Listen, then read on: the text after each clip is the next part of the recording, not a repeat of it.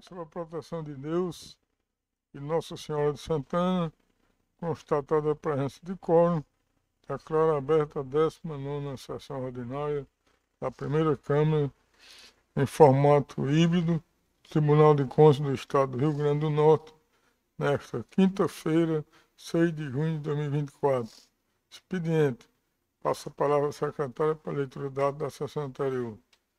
Ata da 18ª sessão ordinária, realizada em 29 de maio de 2024, quarta-feira, às 9 horas, no plenário do Tribunal de Contas do Estado, transmitida pelo YouTube, através do canal TCRN Sessões ao Vivo.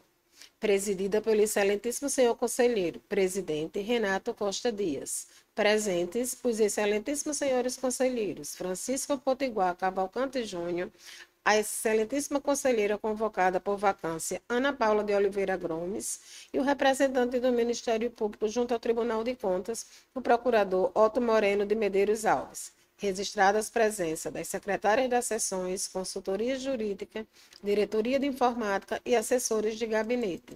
Expediente. Iniciados os trabalhos da sessão, foi lida a ata da 17ª sessão ordinária 2024, que, colocada em votação, foi aprovada à unanimidade. Ordem administrativa. A excelentíssima senhora conselheira substituta, Ana Paula de Oliveira Gomes, retirou de pauta o processo de número 200.161/2021, de interesse do Consórcio Público Municipal, Intermunicipal do RN, devido à documentação apensada pelo seu advogado, que será analisada para tomar as devidas providências. O excelentíssimo senhor conselheiro Francisco Potiguar Cavalcante Júnior retirou de pauta o processo de número 3.612 de 2021 da Prefeitura Municipal de Natal. Ordem do dia. Não teve. Término da sessão, 9 horas e 21 minutos. É só, senhor presidente. Em discussão a ata, não havendo nenhuma proposição de emenda ou alteração, considero aprovada. Ordem administrativa. A palavra está facultada na ordem administrativa.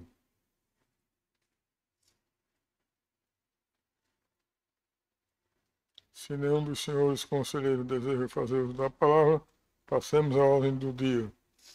Senhor presidente, bom dia. Bom dia.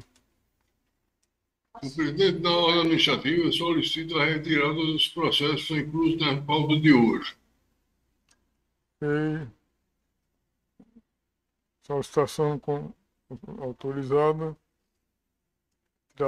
Retirada dos processos. Continua aberta a ordem administrativa.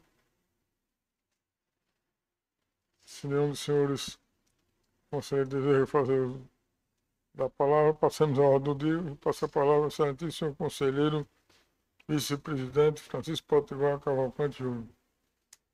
Muito bom dia a todos, presidente Renato Dias, conselheira convocada Ana Paula, conselheiro substituto Marco Montenegro, cumprimento também o ilustre representante do Ministério Público de Contas, doutor Otto Moreno de Medeiros Alves, os servidores e assessores desta corte presentes aqui em nosso plenário, bem como os que acompanham a sessão e que estão presentes na nossa sala virtual. Sem esquecer, naturalmente, os espectadores ligados no canal do TCE no YouTube. O presidente tem dois processos a relatar, sendo que um é voto vista. Farei inicialmente a leitura do processo de número 200.012/2022, que tem como jurisdicionada a Câmara Municipal de Passagem, assunto apuração de responsabilidade e inadimplência na remessa do CIAIDP. O responsável é o senhor Genival Luiz dos Santos. Relatório. Trata o presente processo de apuração de responsabilidade em decorrência de irregularidade verificada no envio de dados a esta Corte de Contas por parte da Câmara Municipal de Passagem. A Diretoria de Atos com Pessoal, DDP, através da informação técnica contida no evento 2, pontuou que as irregularidades encontradas são referentes ao atraso na remessa de folha de pagamento e quadro de pessoal, no que diz respeito aos meses de julho, 15 dias, setembro de 2021, 1 dia, razão pela qual sugeriu a aplicação de multa, bem como a citação do responsável. Devidamente citado, o gestor responsável, o senhor Genival Luiz dos Santos, apresentou as suas razões de defesa, ocasião em que argumentou o seguinte: que alguns prazos estavam suspensos ou foram alterados devido à pandemia da Covid-19, que o prazo do atraso é irrisório, que se houve qualquer descumprimento foi em razão dos trabalhos remotos, apensado número 4325/2022, evento 26. No retorno do caderno processual ADDP, esta, através da informação 397/2022, evento 33, entendeu serem improcedentes os argumentos de defesa, sugerindo a manutenção da aplicação de multa.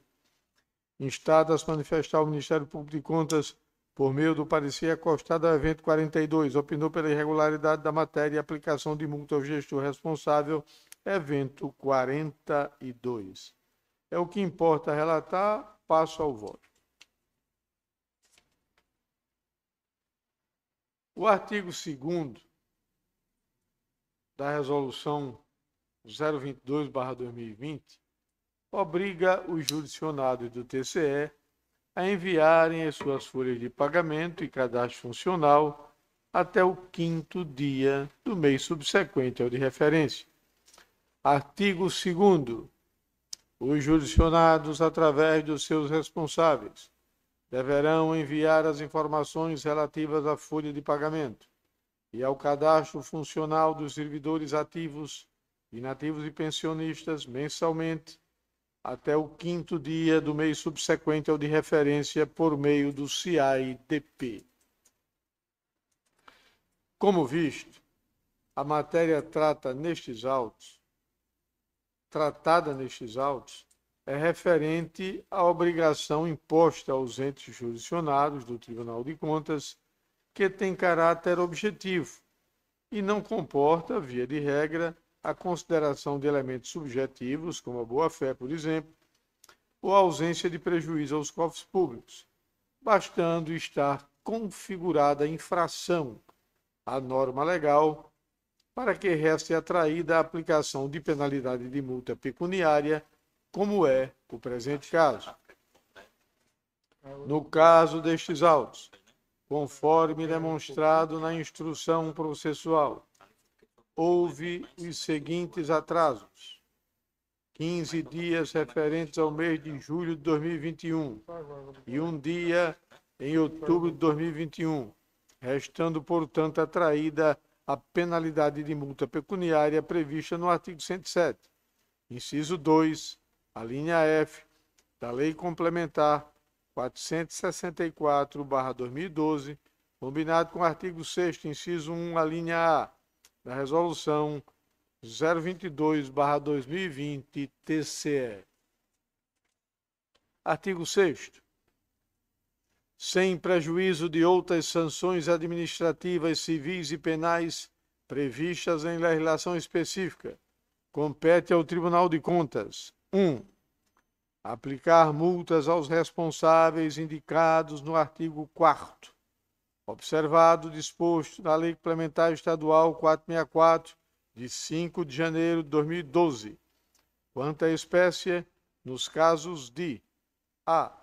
Inobservância dos prazos fixados por esta resolução para o envio de dados via CIAI-DP, no valor de R$ 100 por dia de atraso, observados como limites, mínimo e máximo os valores de R$ 1.100 e R$ 5.000, respectivamente, nos termos dispostos na linha F do inciso 2 do artigo 323 da Resolução número 09/2012, Regimento Interno do TCRN. Sendo assim, dada a quantidade de dias de mora verificada, a multa a ser aplicada equivale a R$ 1.600. Conclusão. Ante o exposto, concordando com os entendimentos do Corpo Técnico e do Ministério Público Especial, voto pela desaprovação da matéria nos termos do artigo 75, inciso 1, da Lei Complementar Estadual 464/2012. Desculpe. Com aplicação de multa ao gestor responsável, senhor Genival Luiz dos Santos, com fundamento no artigo 107. Inciso 2, a linha F, da Lei Complementar 464/2012, combinado com o artigo 6º, inciso 1, a linha A, da Resolução 022/2020, TCE, e com o artigo 323, parágrafo 2º do Regimento Interno, no valor de R$ 1.600, em decorrência do atraso no envio de informações requeridas pelo CIDP relativo aos meses de julho e setembro de 2021. Ressalto que o presente julgamento, por se tratar de feito que apura tão somente a responsabilidade do gestor devido ao atraso do envio de documentação a este tribunal, não configura ato doloso de improbidade administrativa, a que se refere o artigo 1º, inciso 1, a linha G, da Lei Complementar 64/90. O segundo processo, presidente, é um voto viste. O processo é o número 15.136/2002, jurisdicionado é a Prefeitura Municipal de Pau dos Ferros. Os responsáveis são os senhores Leonardo Nunes Rego e Francisco Newton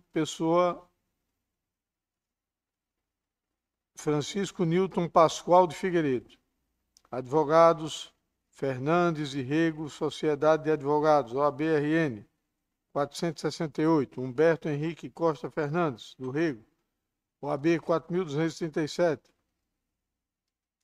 Maria Isabel Costa Fernandes Rego, OAB-RN 109. Emanuel Pessoa Dantas, OAB-RN 9.071. Assunto: representação. Relatório. Tratam os autos de representação do Ministério Público de Contas, elaborado pelo então procurador Francisco de Assis Fernandes, que motivou a realização de inspeção especial na Prefeitura Municipal de Pau dos Ferros, com o objetivo de aferir a regularidade da situação funcional do quadro de servidores do órgão fiscalizado, nos moldes determinado pelo Acórdão 834/2005, Primeira Câmara.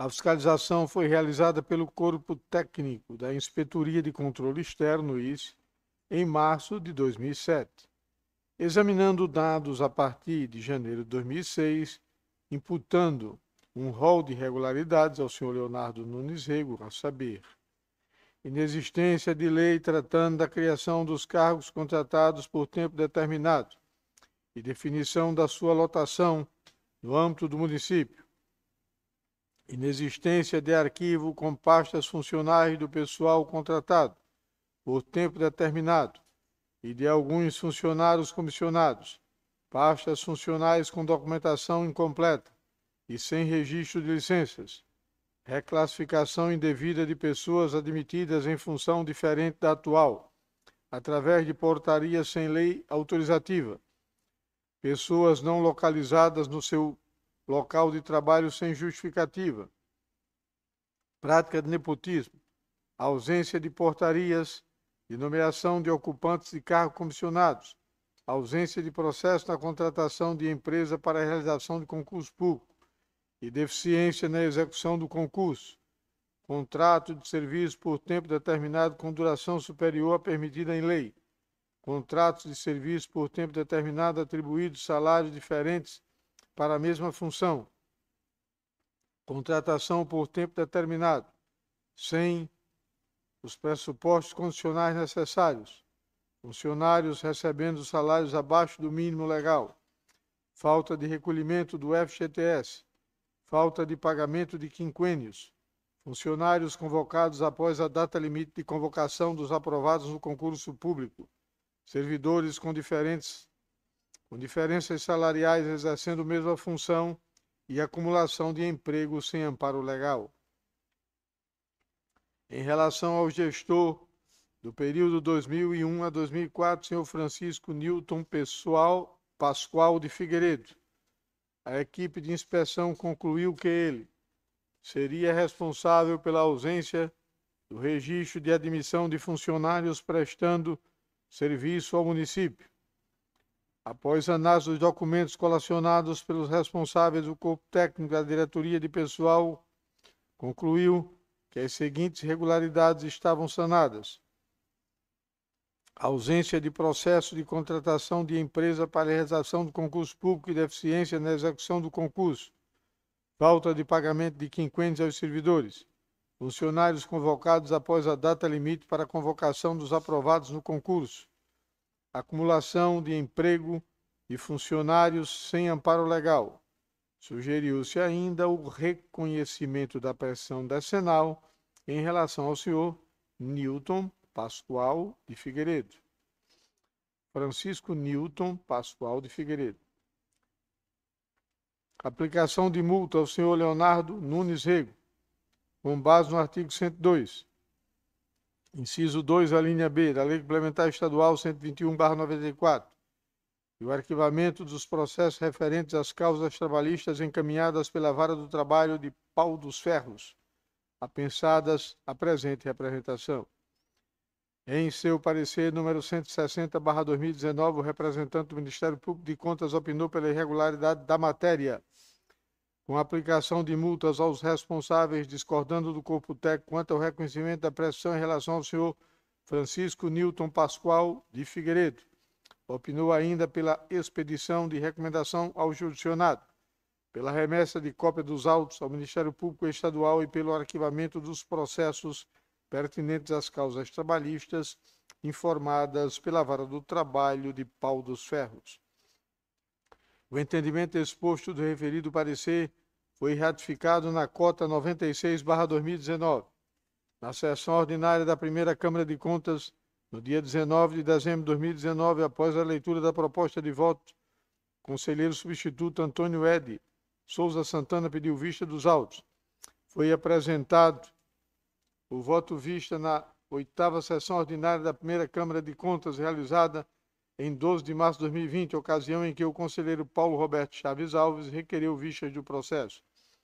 Em razão do disposto no artigo 177, parágrafo 3º do Regimento Interno do TCRN, observando o critério da sucessão presidencial, o processo foi redistribuído para minha relatoria. É o que importa relatar, passo ao voto vista.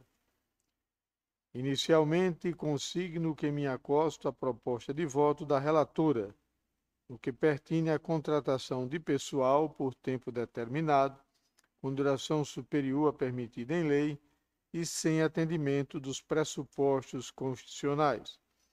A nomeação de cargos comissionados, sem a necessária portaria, e ao pagamento de salários abaixo do mínimo nacional a alguns servidores municipais. Tudo de acordo com a conselheira convocada Ana Paula. Acolha ainda o reconhecimento da pressão punitiva em relação ao senhor Francisco Newton Pascoal de Figueiredo, proposto pela relatora Ana Paula, porém, com base em fundamento diverso, considerando que na data da entrada em vigor da lei orgânica desta Corte de Contas, ainda não haviam transcorrido mais de 10 anos de cometimento das infrações verificadas na fiscalização e por compreender que a Lei Complementar 464/2012 não pode retroagir para atingir fatos pretéritos, entendo que o prazo peticional aplicável deve ser o quinquenal, porém com base no artigo 1º, caput da Lei Federal, número 9.873/1999, aplicável ao caso concreto por analogia, haja vista a inexistência de previsão nesse sentido da Lei Complementar 121/94, vigente à época dos fatos. Em relação à inexistência de arquivo com pastas funcionários dos ocupantes de cargos comissionados e daqueles contratados por tempo determinado, a reclassificação de pessoas admitidas em função referente da ocupação à época da fiscalização sem amparo legal e a ausência de registro da admissão dos servidores municipais em serviço, registro que me filio integralmente ao entendimento esposado pelo conselheiro substituto Antônio Ed Souza Santana em sua proposta de voto.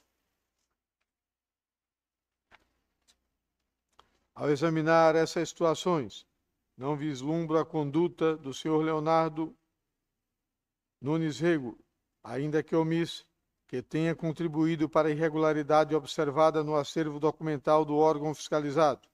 Não me parece razoável responsabilizar diretamente o prefeito municipal por documentos ausentes dos arquivos do órgão, de modo que entendo não ser possível lhe imputar sanção no caso concreto.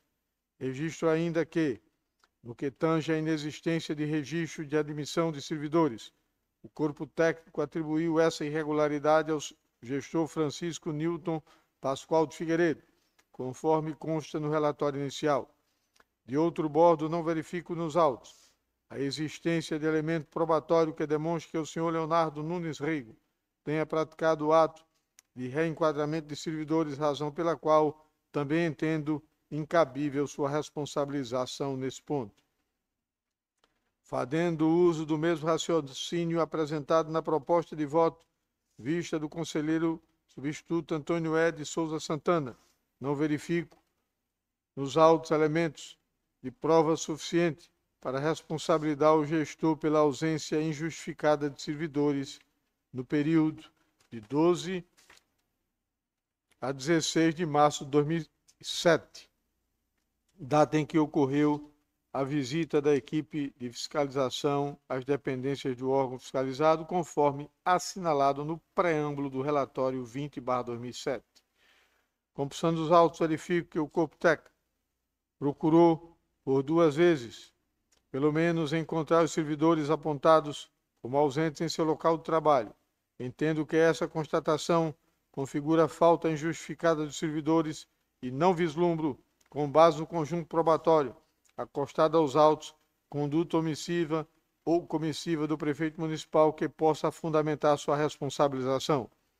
Com base no que dispõe a Lei Complementar Estadual 122/94, destaco que, para configurar o abandono de cargo e a inassiduidade habitual, são necessários 30 e 60 dias de ausência imotivada, respectivamente. A meu sentir, essas seriam situações em que, em tese, seria plausível punir o gestor por sua injustificada condescendência com os faltosos.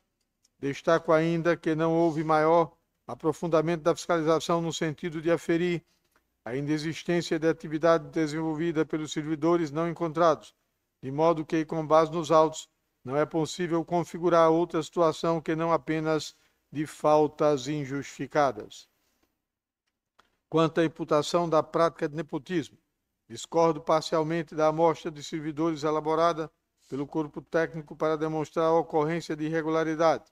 Neste ponto, destaco que, embora tenha sido editada no momento posterior aos fatos analisados, a súmula vinculante número 13 do Supremo Tribunal Federal consolidou o entendimento, já muito adotados pela Corte Suprema e pelo Tribunal de Contas da União, sobre o tema, pela qual entendo que suas regras se mostram válidas como parâmetro para apurar a concorrência de nepotismo do caso concreto. Sob esta ótica, verifique que o corpo técnico relacionou pessoas com parentesco superior ao 3º grau, ainda que por afinidade em relação à autoridade, nomeante ou algum agente público investigado, investido na função de direção, chefia ou assessoria, além de parentes de agentes políticos pertencentes ao Poder Legislativo, sem que fosse configurada a ocorrência de designações recíprocas que caracterizassem o nepotismo cruzado. Diante disso, constato apenas 7 situações que configuram a irregularidade inicialmente assinalada dentre as 12 apontadas pelo corpo técnico, razão pela qual entendo que a penalidade deve ser reduzida. Em relação à proposta de aplicação de multa pela omissão no recolhimento de valores ao Fundo de Garantia por Tempo de Serviço, registro que tem um entendimento divergente da relatora. Destaco que o FGTS não tem natureza tributária, e sim de contribuição social, sem caráter fiscal, como pacificou o Superior Tribunal de Justiça em sua súmula 353. Por outro lado, ressalto que a Lei 8.036/90, em seu artigo 23, estabeleceu a competência para apuração de débitos e infrações relacionadas ao FGTS, a Secretaria Especial de Previdência e Trabalho do Ministério da Economia. Por conseguinte, compreendo que se aplica ao caso concreto a jurisprudência pacífica do TCRN registrada na súmula 31 para reconhecer a incompetência desta Corte para apuração de infração relacionada à contribuição ao FGTS, não sendo cabível, inclusive, a aplicação de multa ao gestor, considerando ainda que a legislação específica não estabelece prazo decadencial para a constituição do crédito em comento e o que foi decidido pelo Supremo Tribunal Federal no tema 608, de repercussão geral, quando foi estabelecido novo entendimento acerca do prazo pressional aplicável à cobrança do FGTS, inclusive com modulação dos efeitos da decisão. Entendo que, no caso concreto, é desnecessário representar ao órgão competente estabelecido na Lei 8.036/90. Discordo ainda da relatora quanto à necessidade de arquivamento dos processos apensados, considerando que o apensamento ocorreu em razão do objeto dos referidos processos estar abrangido pela inspeção especial. Não vislumbro qualquer óbice para que assim permaneça até o trânsito em julgado do processo principal, até mesmo como forma de evidenciar a providência adotada por esta Corte de Contas. Destaco, por derradeiro, compreender que a matéria tratada na presente representação não pode ser considerada como análise de prestação de contas, haja vista que se limitou ao exame da situação funcional do quadro de servidores do Poder Executivo do município de Pau dos Ferros. De outro bordo, registro que, com o advento da Lei Complementar 184/2021, que inseriu o parágrafo 4, letra A, no artigo 1º da Lei Complementar 64/90, não mais se aplica a inelegibilidade aos responsáveis que tenham contas julgadas irregulares sem imputação de débito. Com base nessas premissas, concluo que a conduta do gestor nas situações examinadas pelo corpo técnico não enseja a aplicação do que dispõe o artigo 1º, a linha G da Lei Complementar 64/90, com as alterações promovidas pela Lei Complementar 135/2010 e pela Lei Complementar 184/2021. Conclusão. Ante o exposto, divergindo parcialmente da proposta de voto da conselheira relatora, voto pela desaprovação da matéria, com base no artigo 75, inciso 2, Lei Complementar Estadual 464/2012, e a. Pelo reconhecimento da pressão da pretensão punitiva em relação ao senhor Francisco Nilton Pascoal de Figueiredo, com base no artigo 1º, caput, da Lei Federal 9.873/1999, aplicável ao caso concreto por analogia. B. Pela aplicação de multa ao senhor Leonardo Nunes Rego, no valor de R$1.000, nos termos do artigo 102, inciso 2, a linha B, da Lei Complementar Estadual 121/94, combinado com o artigo 297, inciso 2, letra B, da Resolução 12/2000, pela contratação de serviço por tempo determinado com duração superior à permitida em lei e sem atendimento dos pressupostos constitucionais. C. Pela aplicação de multa ao senhor Leonardo Nunes Rego, no valor de R$500, nos termos do artigo 102, inciso 2, a linha B, da Lei Complementar Estadual número 121/94, combinado com o artigo 297, inciso 2, letra B, da Resolução 12/2000, em razão da prática de nepotismo. Letra D.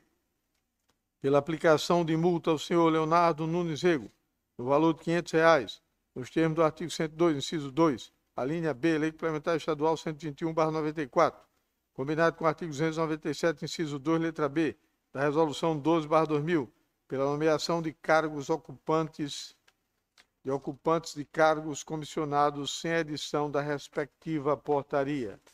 E pela aplicação de multa ao senhor Leonardo Nunes Rego, no valor de R$1.000, nos termos do artigo 102, inciso 2, a linha B, da Lei Complementar Estadual 121/94, combinado com o artigo 297, inciso 2, letra B, da Resolução número 12/2000, pelo pagamento de salário inferior ao mínimo legal aos servidores municipais. Por fim, registro que a desaprovação da matéria, no caso concreto, não configura hipótese de inelegibilidade do responsável, conforme estabelece o artigo 1º, parágrafo 4º, letra A, da Lei Complementar 64/90, alterada pela Lei Complementar 184/2021. Agradecendo a atenção de todos, não tenho mais processo a relatar. Na presente sessão, presidente Renato Dias. Passo a palavra à excelentíssima senhora conselheira convocada, Ana Paula de Oliveira Gomes, para fazer os comentários de praxe nesse processo. Muito bom dia a todos. Senhor presidente, eu tenho algumas observações. A primeira observação a ser feita, até para que a sociedade civil organizada tome conhecimento do que se passou nesse processo, já que ele foi relatado no dia 13 de dezembro de 2019, essa informação está no arquivo da minha proposta de voto original, arquivo esse disponibilizado pela Secretaria das Sessões. Então, ele foi relatado no 13 de dezembro de 2019, estamos em 2024, nessa fase de voto vista. O primeiro aspecto que eu chamo a atenção é que na proposta de voto original, eu não reconheci a prescrição com base na lei orgânica vigente, naturalmente, que é um processo antigo, esse processo.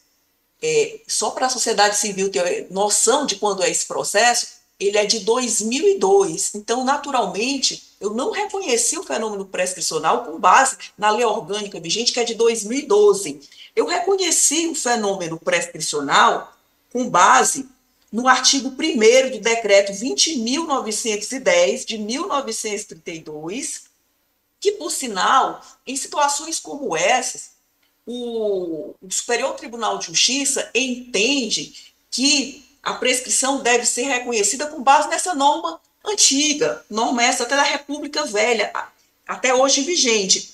E temos aqui um julgado também antigo do STJ a esse respeito, o agravo interno em RESP, julgado em 16 de março de 2017, em que o STJ diz o seguinte: administrativo e processual civil, agravo interno e recurso especial, multa administrativa, PROCON, Coordenadoria Municipal, prescrição, Lei 9873/99, e na aplicabilidade, prescrição, incidência do decreto 20.910/1932, precedentes do STJ, agravo interno improvido. 1. Agravo interno aviado contra decisão monocrática publicada em 22 de junho de 2016, que, por sua vez, julgara recurso interposto contra deciso publicado na vigência do Código de Processo Civil de 1973.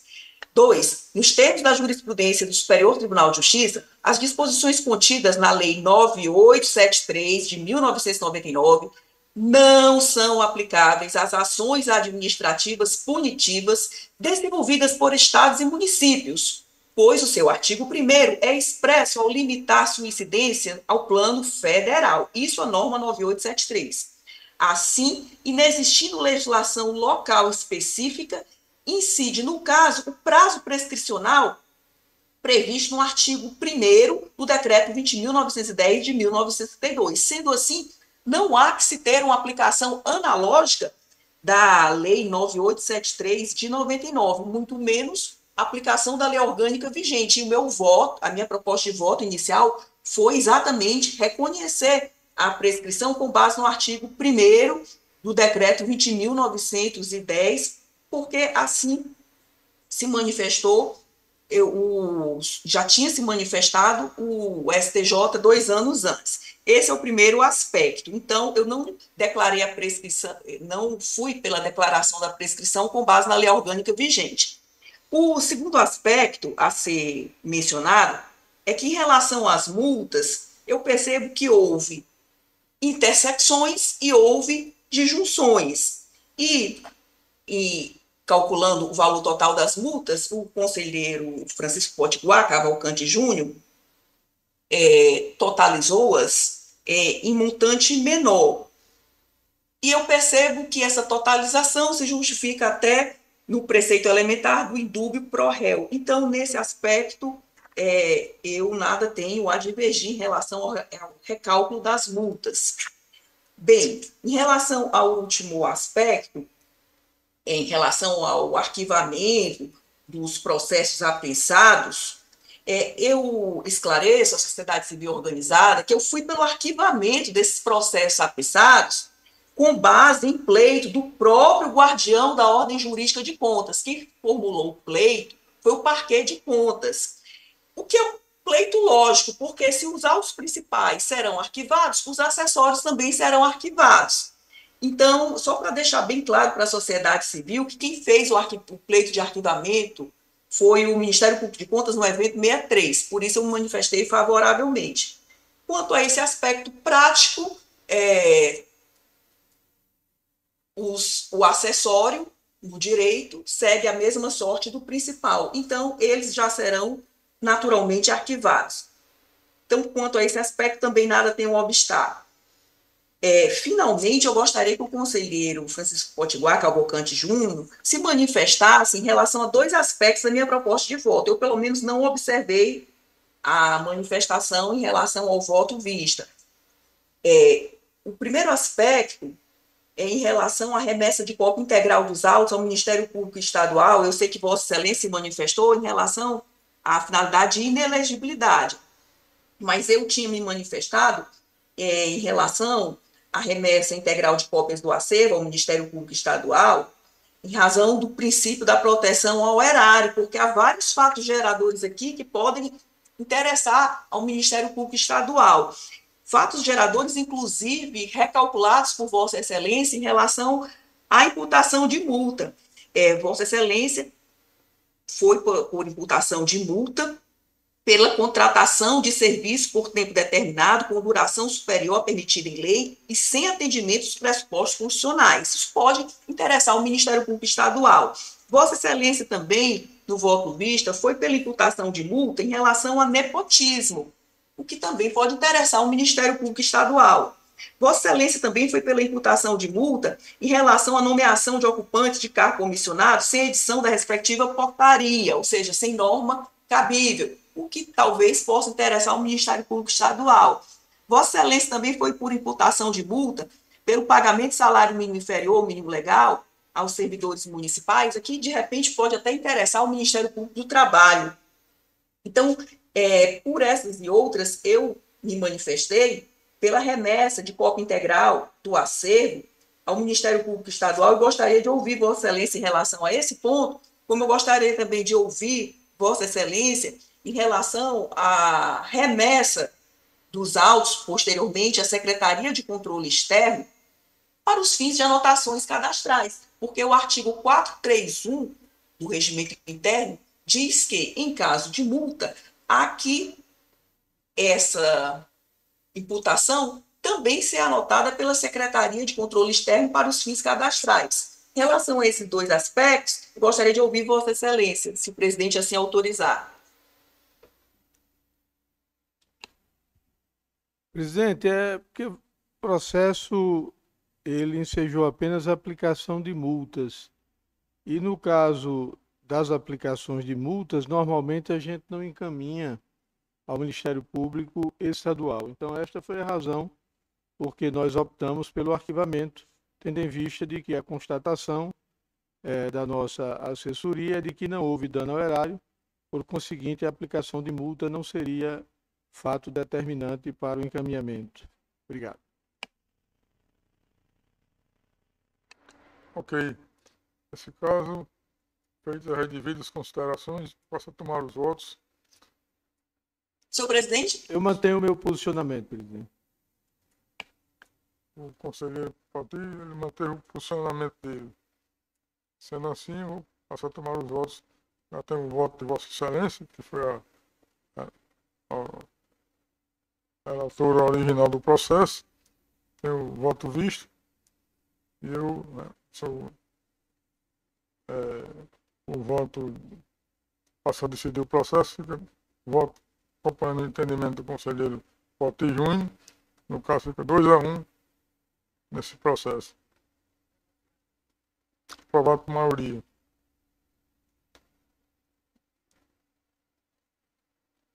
Conselheiro Francisco Potival ainda tem processo? Tenho não, presidente. Muito obrigado. Ok. Nesse caso, passa a palavra a conselheira conselheira convocada por vacância, Ana Paula de Oliveira Gomes, para relatar os processos como conselheira convocada. Nada a relatar, presidente, obrigado pela atenção.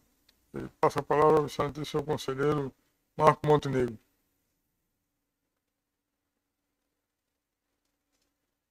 Não está saindo o áudio. Não tem processo a relatar. E devolvo a palavra à excelentíssima senhora conselheira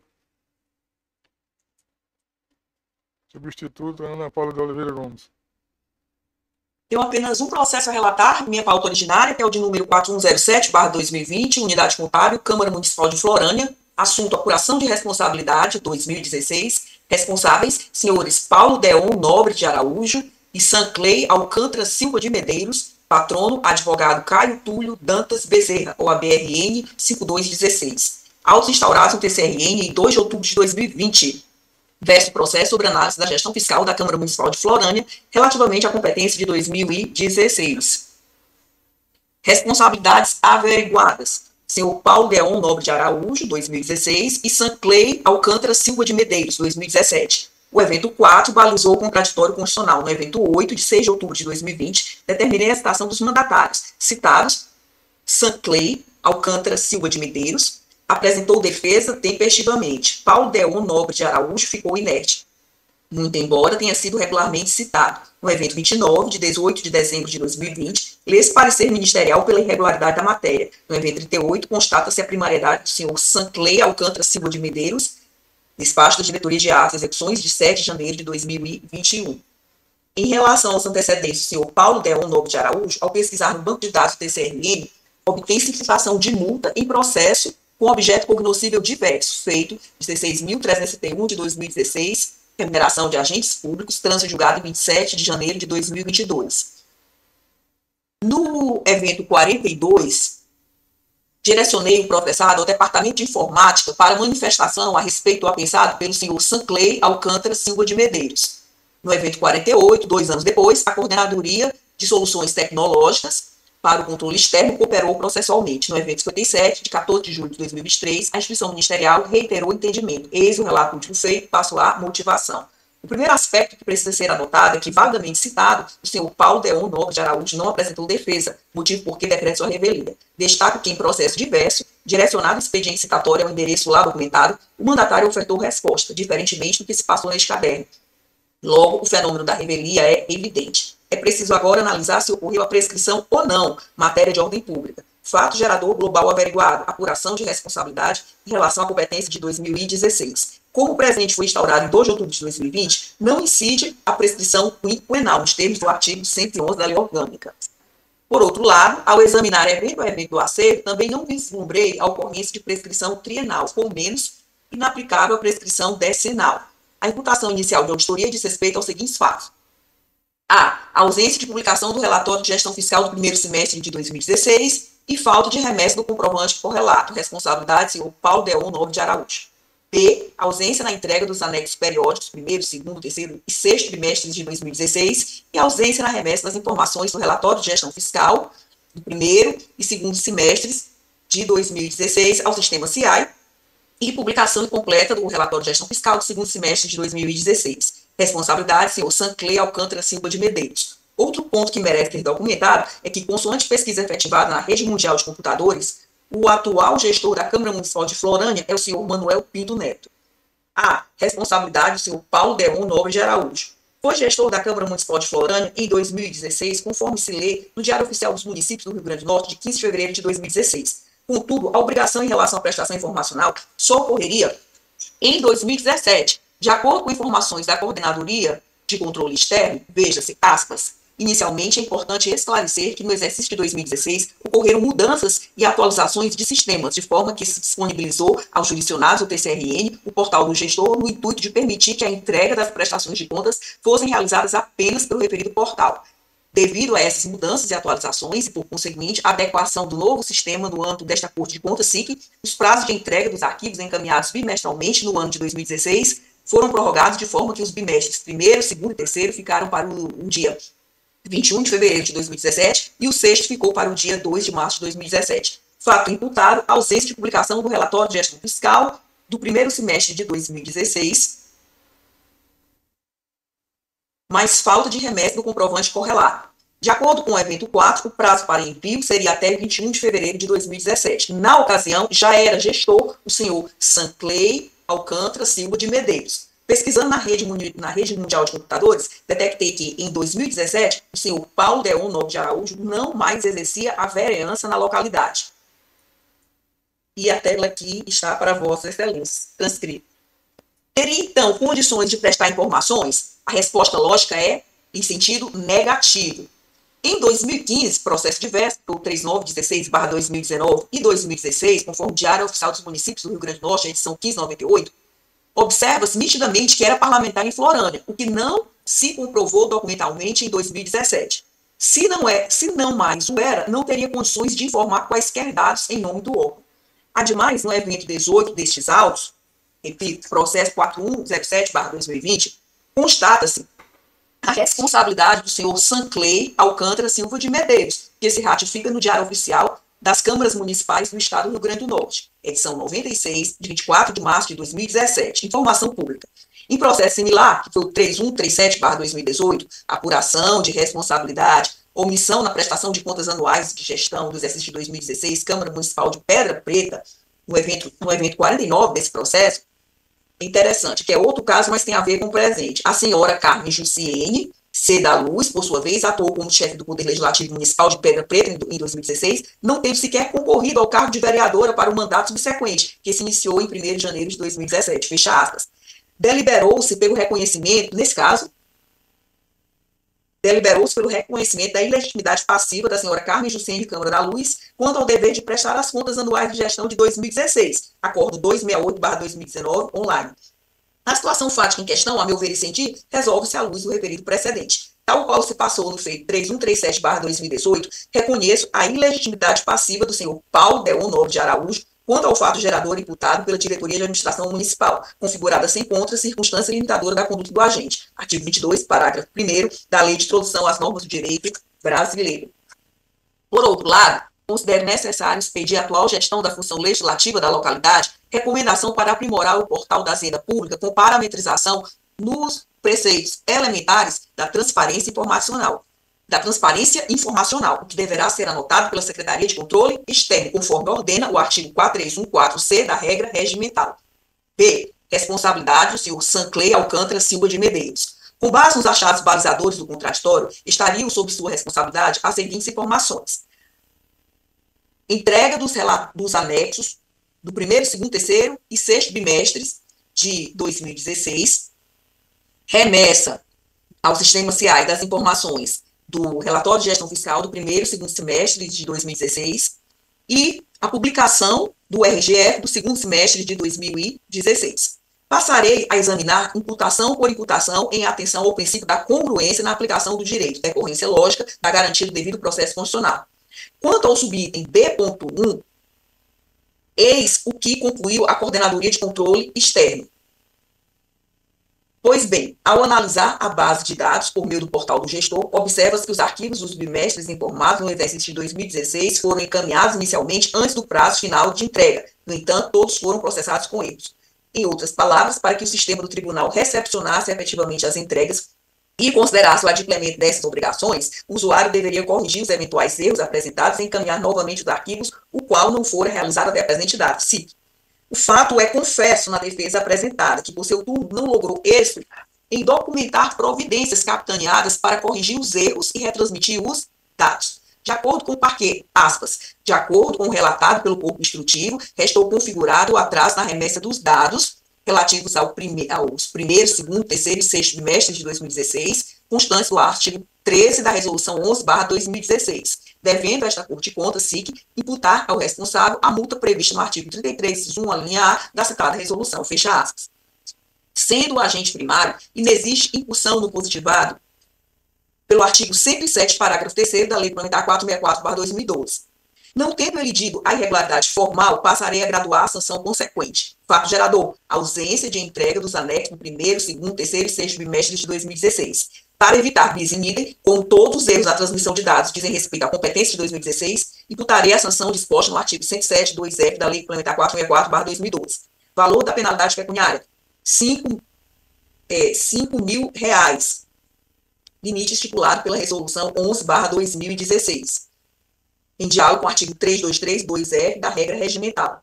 Precedente, processo 4810/2020.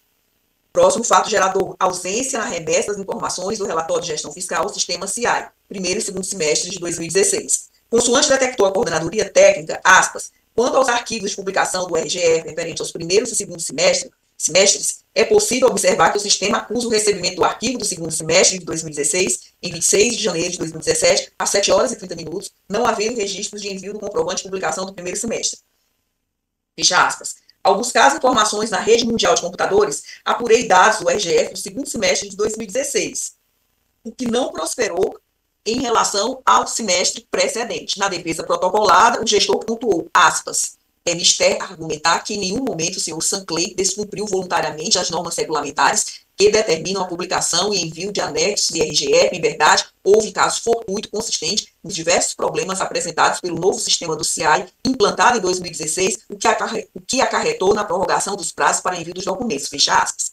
Quanto ao primeiro semestre de 2016, até a data em curso, as informações não foram remetidas ao TCRN, nem localizadas na rede mundial de computadores. Segundo a instituição ministerial, aspas, no tocante à ausência de divulgação ou divulgação incompleta dos relatórios de gestão fiscal, segundo pontuado pelo corpo instrutivo, à exceção das considerações relativas à remessa do comprovante, além de não atendidos a forma e o prazo estabelecidos, foram descumpridas as orientações previstas na Resolução 11/2016, importando a aplicação das penalidades pecuniárias cabíveis.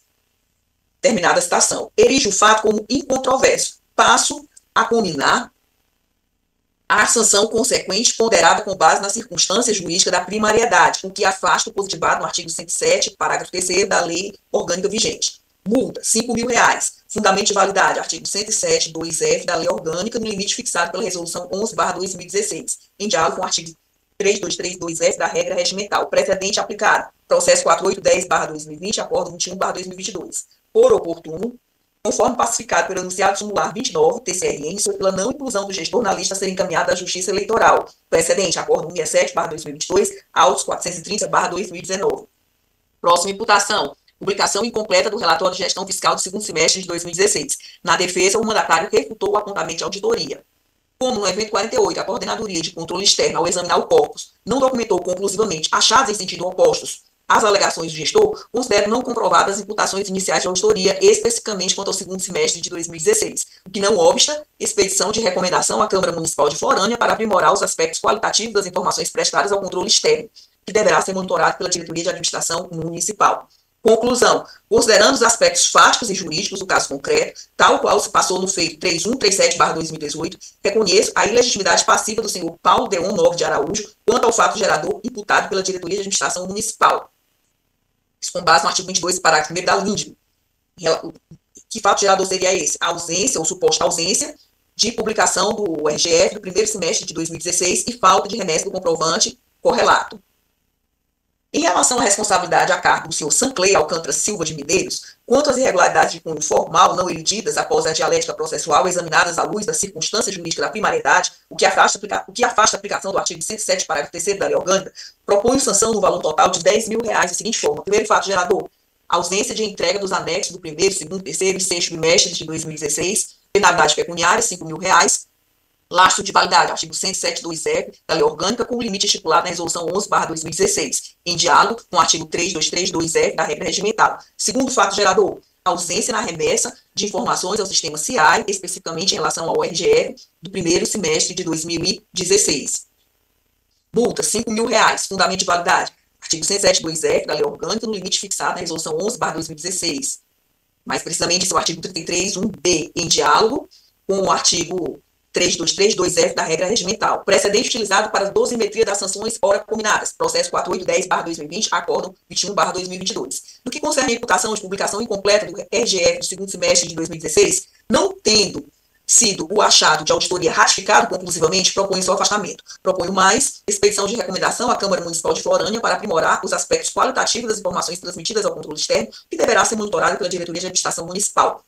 Isso é o que ordena o artigo 288 da regra regimental e deverá ser anotado pela Secretaria de Controle Externo, conforme ordena o artigo 4314C do referido diploma. Conforme pacificado pelo enunciado sumular 29 do TCRM, em relação às falhas de natureza formal detectadas e sancionadas no presente, sou pela não inclusão do senhor Sanclay Alcântara Silva de Medeiros na lista a ser encaminhada à Justiça Eleitoral, precedente, acórdão 67/2022, autos 430/2019. Proponho ainda extração de cópias desta proposta de voto e do acórdão correlato, com remessa imediata à atual gestão da Câmara Municipal de Florânia, tudo para os fins de direito. Finalmente, por intimação do senhor Sanclay Alcântara Silva de Medeiros e por ampla divulgação do que for decidido pelo órgão fracionário, intencionando a efetividade do direito fundamental individual de acesso à informação e o controle social, conforme ordena o artigo 5º, inciso 33 da Constituição da República. É como manifesto neste processo. Grata pela atenção de... Ok, passando a tomar os votos. O voto do excelentíssimo senhor conselheiro vice-presidente Poti Júnior. Acompanha a relatora, presidente. Eu também acompanho, aprovado por unanimidade. Vossa Excelência não tem mais processo, é isso? Exatamente, não tenho mais nada a relatar. Ok, nesse caso, passo a relatar os processos que foram distribuídos.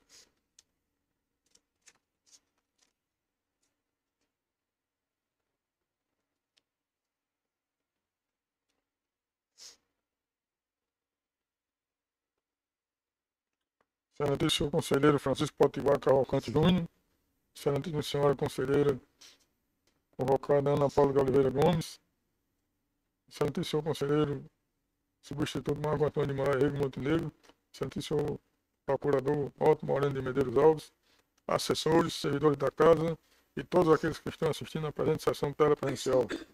Relatar no dia de hoje 4 processos, sendo o primeiro deles o 5295,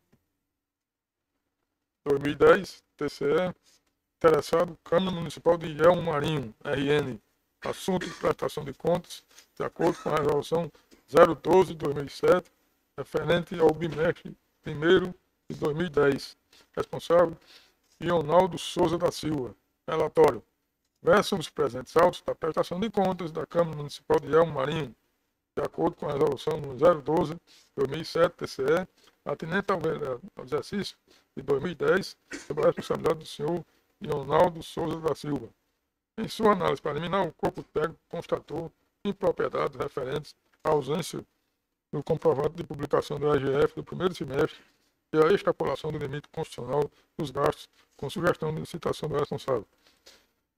Devidamente citado, o gestor responsável apresentou defesa intempestiva com documentação. Em novo pronunciamento técnico, a ADAN afastou a irregularidade referente à ausência da publicação do RGF do primeiro semestre de 2010. Entretanto, destacou subsistir aquela referente aos valores dos subsídios pagos durante o exercício de 2010 ao presidente da Câmara do município, pelo descumprimento do limite constitucional.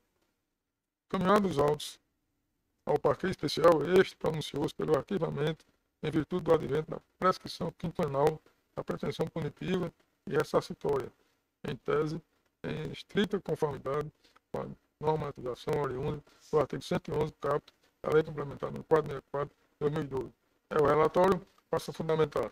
Fundamentação.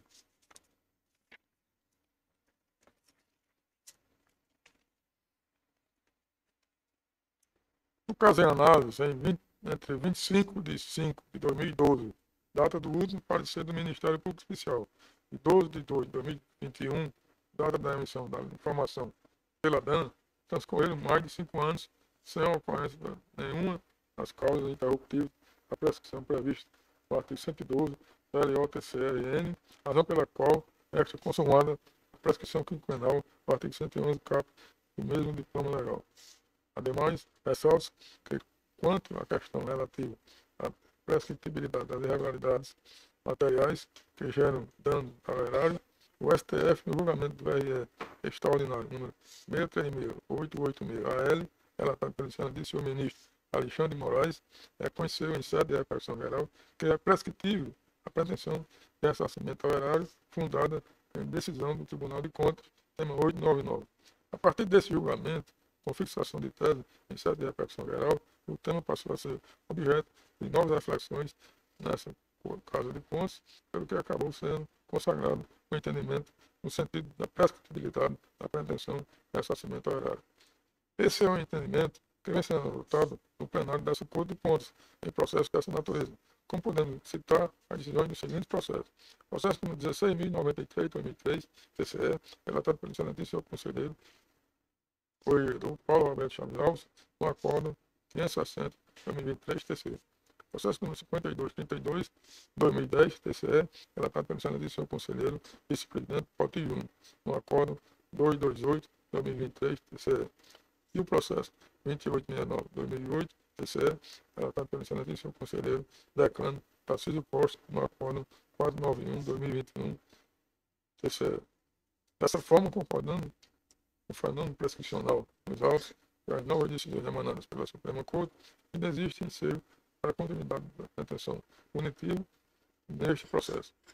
Voto. Assim, tendo em vista a prescrição e a aplicação do tema 899 do STF, voto pelo reconhecimento da prescrição e, consequentemente, arquivamento dos autos, voto da pretensão punitiva dessa Corte de Contas, conforme o artigo 111 da Lei Complementar no 464/2012, combinado com o artigo 434 da Resolução no 009/2012. Por fim, voto pelo envio de cópia integral do caderno processual ao Ministério da Justiça Estadual para conhecimento e adoção de providências que entender pertinentes.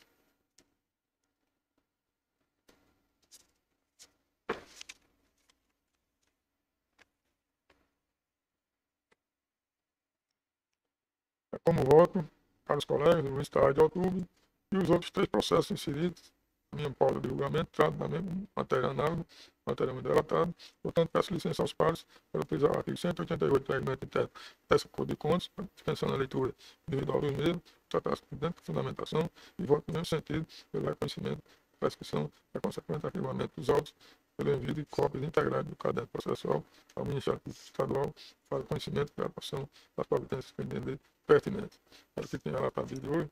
Agradeço a todos pela atenção. Nada mais além de tratar, declaro encerrada a 19ª sessão ordinária da primeira Câmara do Tribunal de Contas do Estado do Rio Grande do Norte, convocando outra para quinta-feira, dia 3 de junho de 2024, memorando a alimentar para encerrar a sessão.